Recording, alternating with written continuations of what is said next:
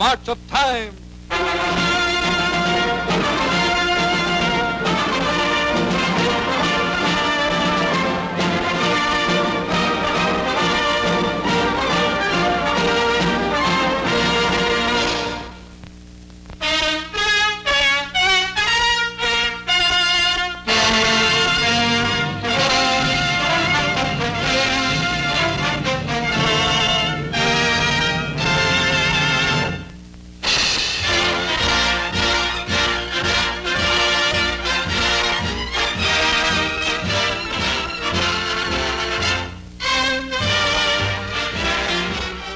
Until the time comes to strike at Hitler's subjugated Europe, most critical area of the Allied military effort remains North Africa, its approaches and frontiers.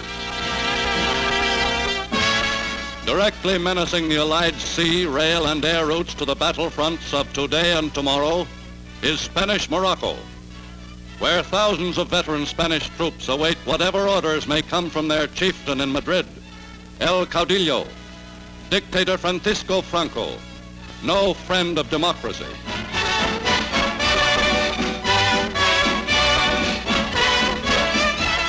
The fascist regime of the New Spain today has taken on all the militant mumbo-jumbo of a totalitarian autocracy, with enshrined heroes like its Jose Antonio Primo de Rivera, founder of the Falange, today the only political party tolerated in Spain.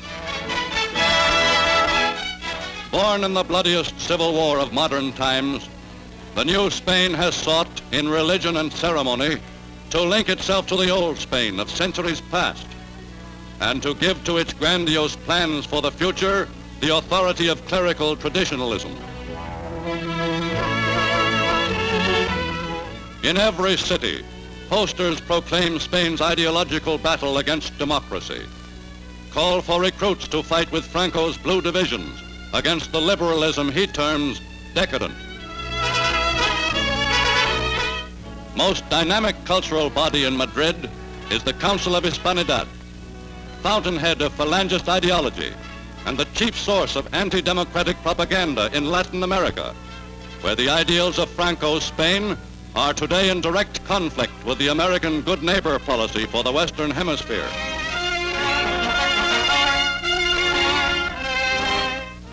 But in Washington, the men who shape America's foreign policy are by no means anxious to add another enemy to the list of nations America must fight in 1943. To wean Spain from dependence on the Axis, America has facilitated shipments of oil, food, and fertilizer, has bought from Spain cork, minerals, and wine, which might otherwise have found an Axis market. But opposing any policy of courting the favor of fascist Spain are men whose knowledge of Spain, past and present, is first-hand, able U.S. news correspondents. John Whitaker knew Spain when it was still Western Europe's most decorative, if backward, monarchy.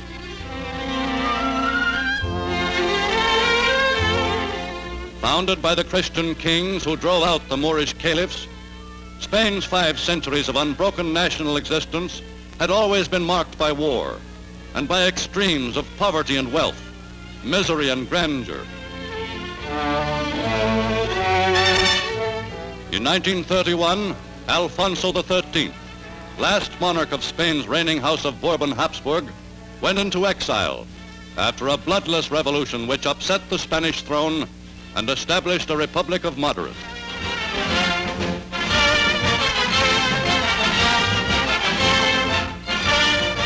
But already aligned against the new republic were all the forces of Spanish reaction.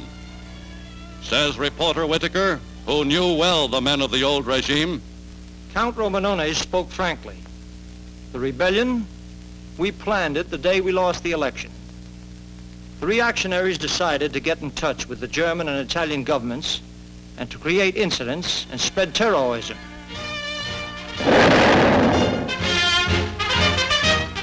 There was a military rising in Morocco. It became nationwide on July 18, 1936. In Spain generally, and in the cities especially, the Spanish people were mobilizing in vast numbers to crush the rebel bands. It was the invasion of Spain by the Moors, ferried across the straits from Africa by Italian planes, which saved the rebel traitors from the firing squad. Aid for the Republicans was sent by Communist Russia and by France, but not in sufficient quantities to match the supplies and men poured in by Hitler and Mussolini. Reports Whittaker. Volunteers of the International Brigade streamed into Madrid, anti-fascist Germans and Italians backed by tough Frenchmen. They believed that the conscience of the democracies of the world had been stirred.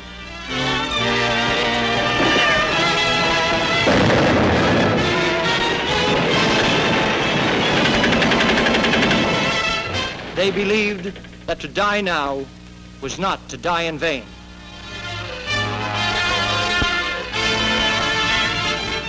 But for most of the democratic world, the issues in Spain were confused by the extremists on both sides. The United States and Great Britain adopted a hands-off policy. And in due course, reporter Whittaker saw the collapse of Republican resistance.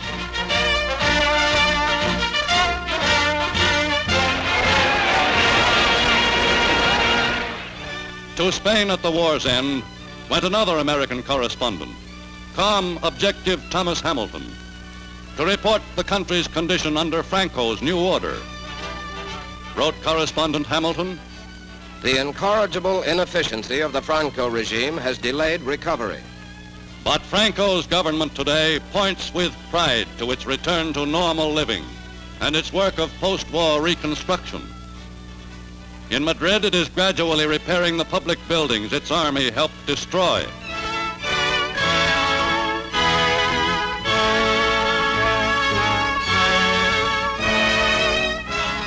Throughout Spain are being erected new edifices to house its growing legions of civil servants.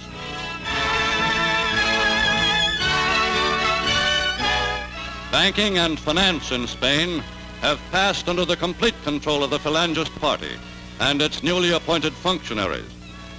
Faithful supporters of the regime, they are today the masters of what is left of Spain's gold reserves.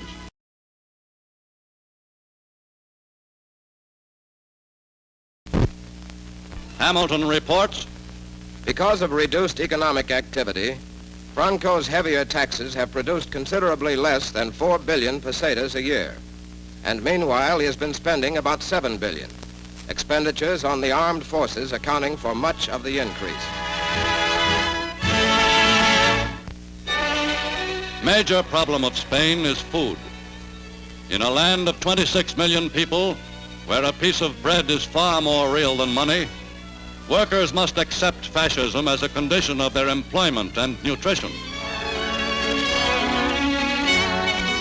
The task of caring for Spain's war orphans and its dispossessed is an enormous one.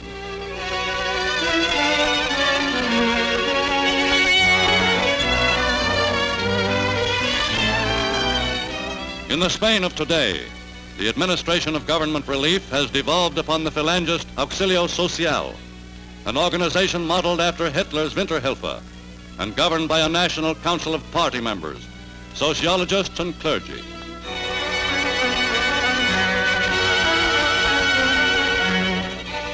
Funds for the Auxilio Social are collected on a semi-voluntary basis to be expended in strict accordance with Falangist principles.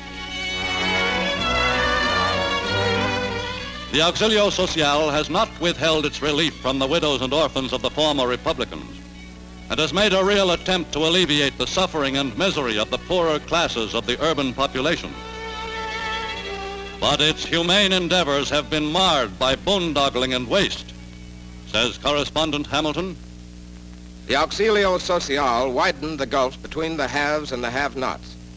The flowers for the children's dining rooms were bought in season and out, but the parents were not so fortunate.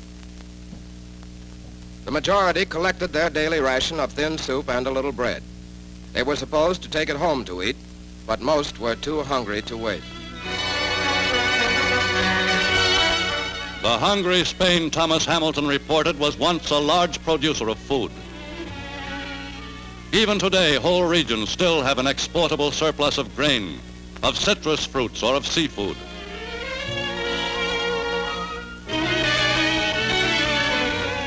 Yet so crippled by war and inefficiency are the means of transportation that these supplies can rarely be moved in time to the regions where they are needed most.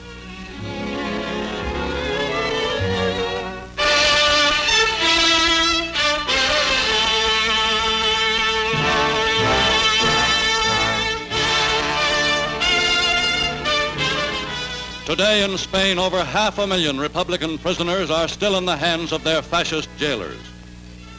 Head of the prison system is Falangist General Maximo Cuervo, by whose authorization these films were taken in the model prisons of Madrid, Alcalá de Henares, Valencia, and other cities of Spain. The crimes of Franco's prisoners are, by today's democratic standards, no crimes at all.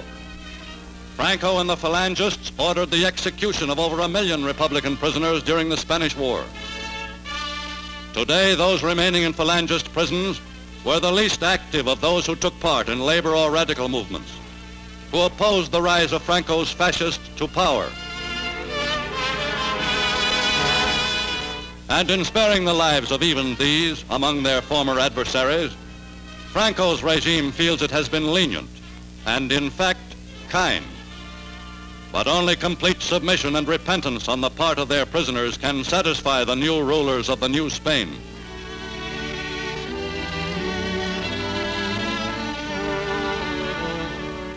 Intellectuals, and notably journalists, make their amends to the regime by editing the prison newspaper Redemption, whose circulation is the greatest of any publication of its type in the world. The news it prints is carefully censored, strictly limited to what will promote the prisoners' reformation along fascist lines.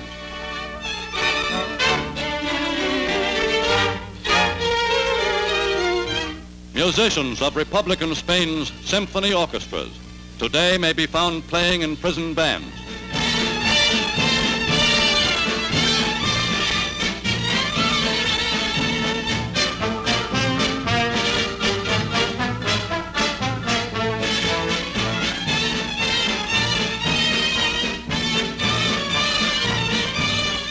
Prison gymnastics are the chief form of physical recreation.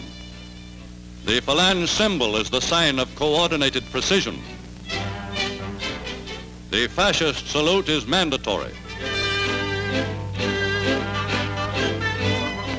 Prisoners whose conduct has been satisfactory may be transferred to work on the reconstruction of roads and buildings destroyed during the Civil War by fascist shells and German aerial bombs. Others work the fields, which the war laid waste, under the watchful eye of a Falangist guard.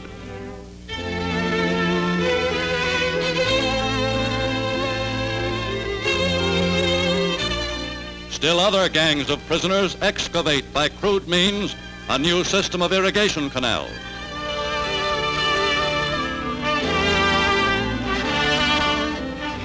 In the mines of Almadén and Rio Tinto, Republican veterans whose health is sound enough to stand the arduous toil bring up the ores and mercury, which are for Franco's Spain a rich source of foreign exchange.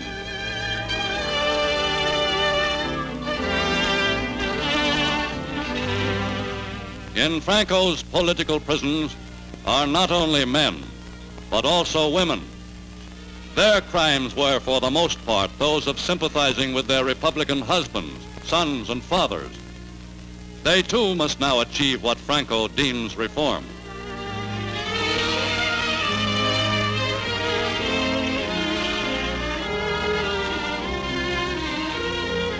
Their children, often born in prison, are technically free.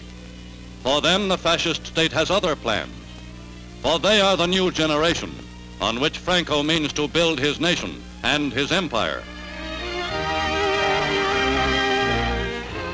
They are to be educated into the regimented life which fascist Spain has set as its ideal. From the time they enter the hogar, Franco's children must dedicate their every hour to the aims of the fascist state.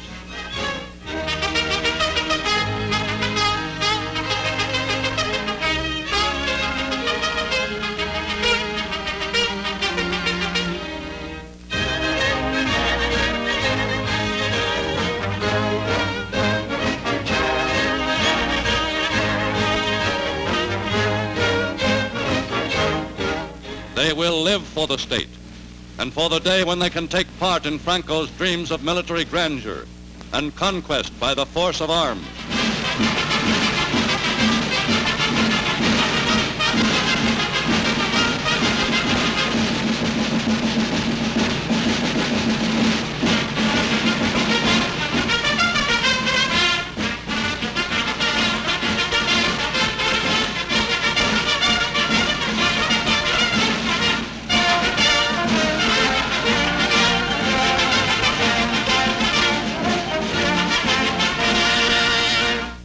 They learn phalangist geography, in which particular emphasis is laid on Spain's lost empire of Latin America and Africa, to be reconquered when Franco has achieved his internal and European aims. Their civil education is largely based upon handicrafts, for fascist Spain looks with suspicion on many ideas which come from books, needs strong hands for the work it has to do.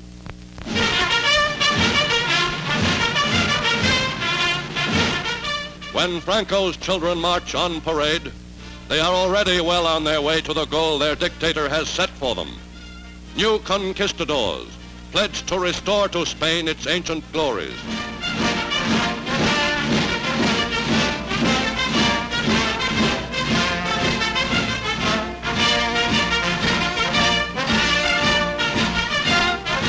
Thus, the report of March of Time's cameras on the Spain of 1943. But the regimented legions of fascist dictators, in whatever country they may be found, today are watched with grave concern by men of democratic faith. For the nations of the democratic world are fighting for the destruction of tyranny, not for its preservation. Time marches on.